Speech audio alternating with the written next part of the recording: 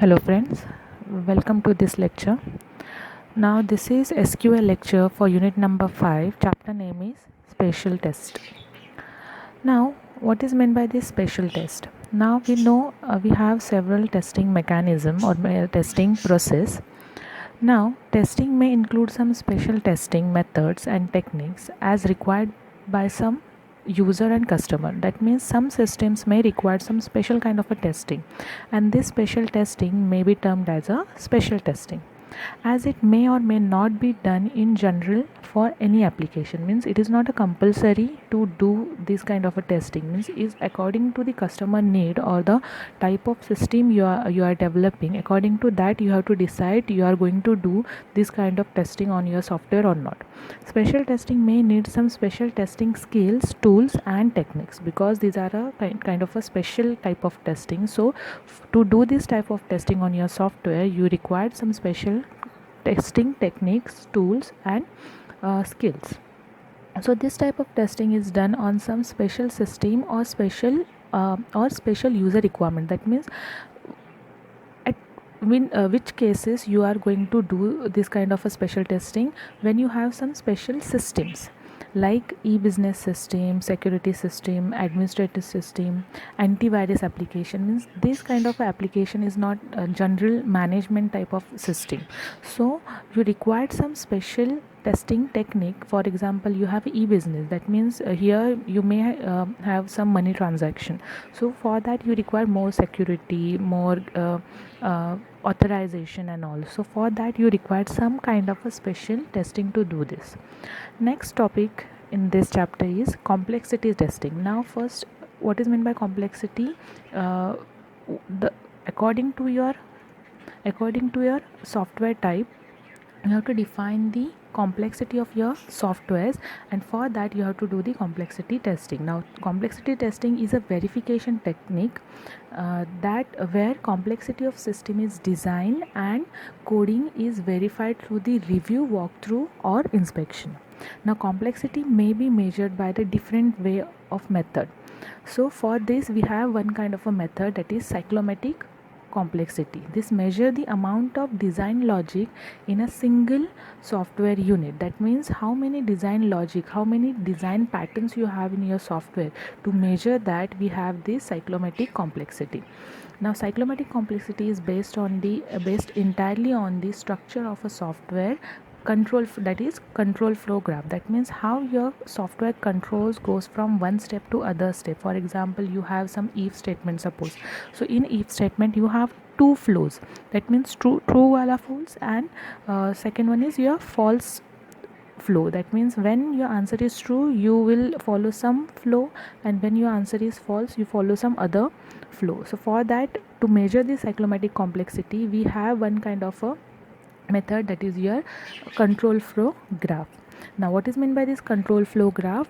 It describes the logic structure of software unit. That means how your software logic is actually designed. This particular structure is given by this control flow graph. The flow graph consists of the nodes and edges. Okay, so nodes represent the statement. That means your if statement or normal output statement or any kind of a statement in your software that represented by the nodes, and edges represent the transfer of control between two nodes. For example, you have 10 lines of code, so you will describe that 10 lines or 10 statements according to 10 numbers of nodes. So 1 2 3 you will give the numbers to each statement, and you will draw edges are nothing but the arrows or lines, like from one node you are going to the second node. Suppose second is the if statement, and from if statement you are going from 3 as well as from 4 according to the answer of your if statement that is present in your second node. So as per that you are going to draw the flow graph to measure this cyclomatic complexity. Next, definition of cyclomatic complexity. Cyclomatic complexity is defined for such unit to be E minus n plus 2, where E will represent the number of edges and n will represent the number of nodes. Okay, so more decision add more edges than the node, and it will increase the cyclomatic complexity. So as you increase the decisions in your program or in your software, it will increase the cyclomatic complexity. Next, limiting cyclomatic complexity. So that means if you want to decrease your cyclomatic complexity, so how we can do that? We have to limit the cyclomatic complexity because complex modes are more prone to the errors in designing, coding and implementing, also in the testing. That means if you increase your cyclomatic complexity, that means the decision part or decision statements in your software, it will leads to the error part in designing, coding as well as in testing. Also, complex testing is hard to understand and implement and maintain. So at the end we have to decrease this cyclomatic complexity. Next, you have monolithic complexity. Now what is meant by this monolithic complexity?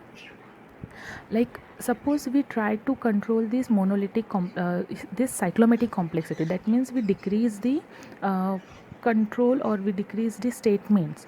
But another challenge would be to avoid the monolithic code. That means we have a large number of lines, like repeated code, or your code lines are so much big. That is your monolithic complexity. That means your statements, your conditions are less, but your code lines are too much to do the testing or to maintain the code. So for that we have to maintain this concept also. Now, to how to adjust or how to maintain this monolithic complexity using object oriented programming. Now what is meant by object oriented programming? Instead of repeating the repeating the code, we can write that code as an object and we can call that object multiple times, like using functions or using predefined some objects. So using object oriented programming we can limit this monolithic complexity. Now same, when we limit or when we use the object oriented code, we have the concept called small code, because when we use the objects or functions, automatically your code lines will get decreases. Why? Because we are reusing that predefined code. So there are some advantages. So advantages are, one may create the object or function which may be called again and again as required. So it will avoid the huge coding, or testing becomes easier because you don't have to check same code again and again. You already check that code, you have to just check the calling mechanism for that function or object, and reusability reduce the code size. So these are the advantages of small code. So after cyclomatic complexity, the next type of testing is graphical user interface testing. In short, this is your GUI testing. So graphical user testing is also called, obviously the short name, GUI or user interface or UI testing. So graphical user interface includes following part.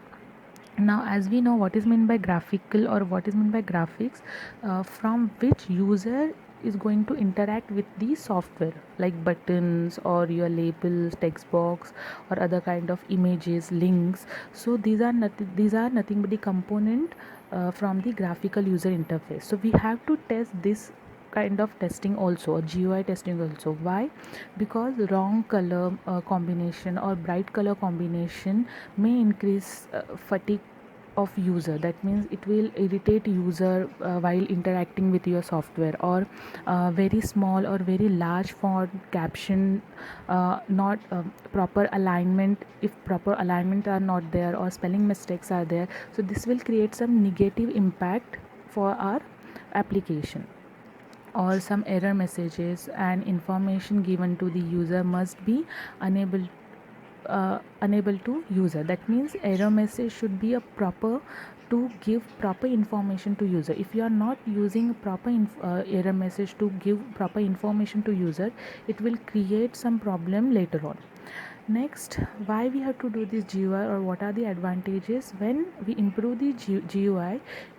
GUI looks and feel, it will increase your application quality. Okay, so good GUI improves the look and feel of the application, and because of this your quality of your software automatically get increases. Then consistency of screen layout and design improves the usability of an application. Now there are some disadvantage also for this GUI testing.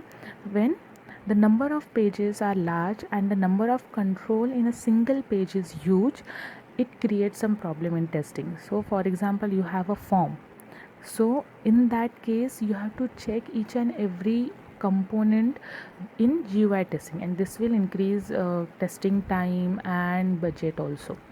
So that's it for today.